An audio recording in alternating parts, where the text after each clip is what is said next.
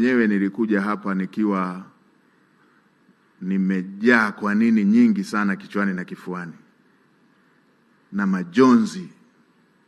Nilikuwa naona kama shetani anatafuta kuniangusha, kumuondoa Mheshimiwa Lukuvi ambaye alikuwa ananisaidia na kuiona nafasi ya waziri mkuu na kazi za waziri mkuu kwamba ni kazi zinazoweza kufanyika kwa urahisi.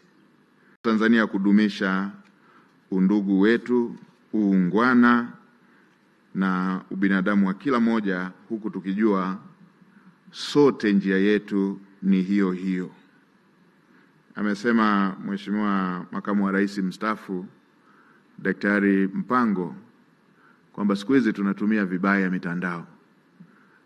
Baba Paroko, wewe mwenyewe katika mahubiri yako pote nilikuwa nakusikiliza, umetumia neno tuki, tuta,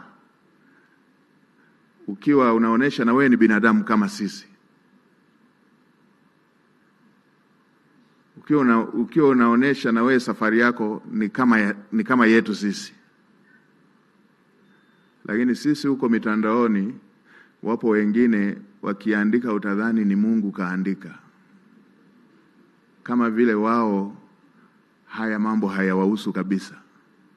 Utasikia mtafanya hivi. Ukimwangalia mtu mwenyewe anayeandika hivyo ameshadhulumu tu, hata sio msafi, ana madeni kibao na utapeli mwingi basi.